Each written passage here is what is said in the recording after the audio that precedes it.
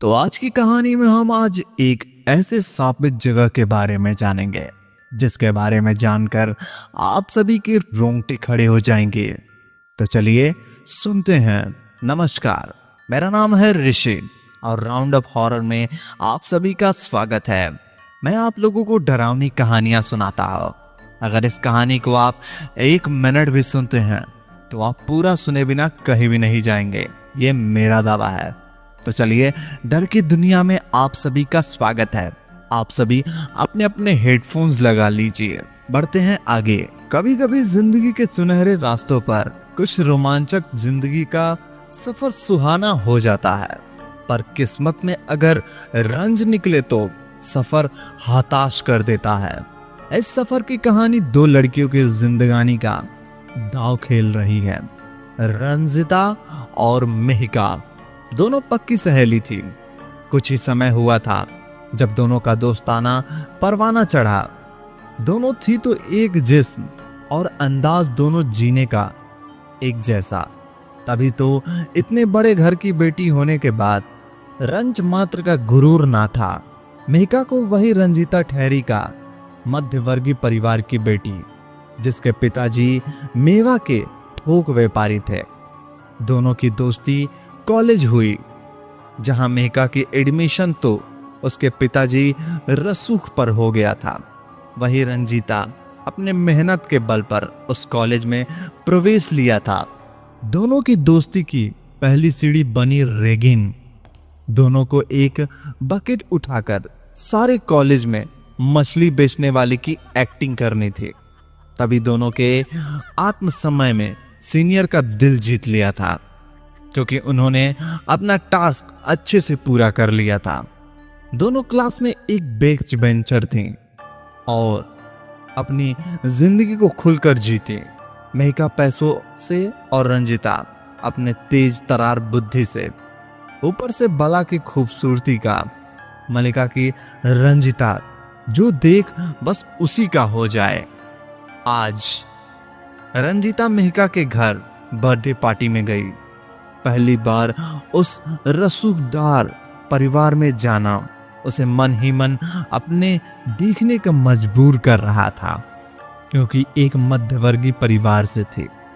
लेकिन कुछ था जो उसे एक बावजूद कदमों को अपनी तरफ खींचे जा रहा था। खुद को पता नहीं कितनी मर्तबा उसने अपने सलीके से ढालने की नामक कोशिश में लगी थी।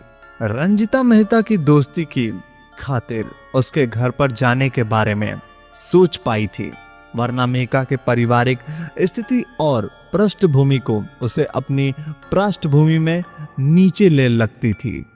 जैसे ही ऑटो उसके बगल में आकर रुका, पता नहीं क्यों अचानक उसे वहां बंगला अजीब और रंग बदलता सा दिखाई दिया। वो वहीं स्तब्ध होकर खड़ी रही। पीछे से ऑटो वाले ने हॉर्न मारा, मैडम जी पैसे तो दे दीजिए। रंजीता हड़बड़ाते हुए पर्स से तरफ देखी। उसने पैसे निकालने लगी। ऑटो वाला वहां से चला गया। उसने मेहिका को फोन किया। मेहिका ने गेट कीपर को अंदर आने को कहा, फोन कर। गेट कीपर बोला, मैडम अंदर आइए। रंजीता को अब उसके घर की खूबसूरती उसे डरावने माहौल का भुलाने की कोशिश में लगे थे, और ऐसा हुआ भी। अंदर पहुंचते ही मेहिका के उसका पुरोजर स्वागत किया। रंजीता इतना सुंदर घर कभी नहीं देखी थी, इसलिए आज उसे ऐसा लग रहा था जैसे फिल्मों में देखा घर उसके सामने हो। घर का एक एक कोना अपनी सुंदरता प्रकट कर रहा था। तभी सारी लाइट ऑफ हो गई और लाइट का प्रकाश मेहिका के ऊपर गया, और एक प्यारी सी लोरी, शायद ये किसी आवाज की थी, क्योंकि बैकग्राउंड म्यूजिक था ही नहीं। उसमें मेहिका की आंखों में आंसू भर आए। रंजिता की पहली बार उसे इस तरह से रोता देखा, वो भी इतने शुभ दिन और जन्म दिवस पर। अगले ही पल तालियों की गड़गड़ाहट ने उसका ध्यान अपनी ओर खींचा।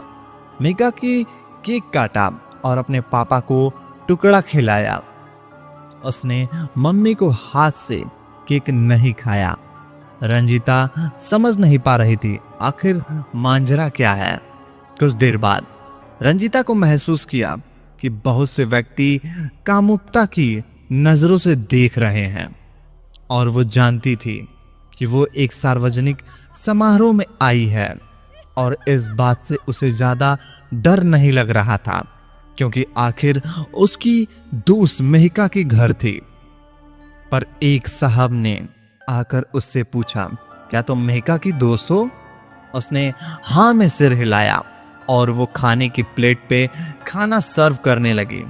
तभी उस इंसान ने उसके हाथ पर हाथ रख दिया जिस हाथों में सर्विंग स्पून थी।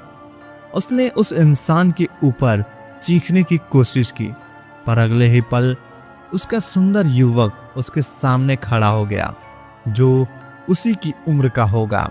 उसके नजरों में अपने लिए सम्मान और उस इंसान के लिए कठोर इशारा देख वो युवक उसे भगाया। ये कोई और नहीं मेहिका के भैया था। मेहिका ने पीछे से आकर उसको कवर करने के लिए कहा था।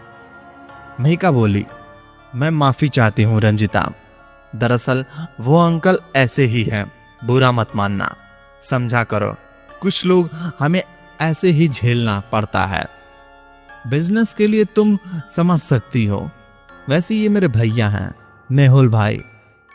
और इतना कहकर मेहिका ने मेहुल को भैया से गले लगा लिया।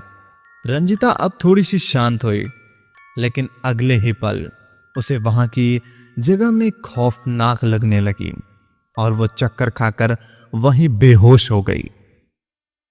आखिर क्या हुआ था मेहिका को? क्यों वो बेहोश हो गई? क्या उसे कुछ ऐसा लगने लगा था कि कोई उसके पास है या कुछ और ही? जानने के लिए मिलते हैं अगले भाग में। तब तक के लिए धन्यवाद। अगर कहानी पसंद आई हो तो वीडियो को लाइक और चैनल को सब्सक्राइब कर दो ताकि हमारी आने वाली कहानियां सबसे पहले आप तक पहुंचे। धन्यवाद।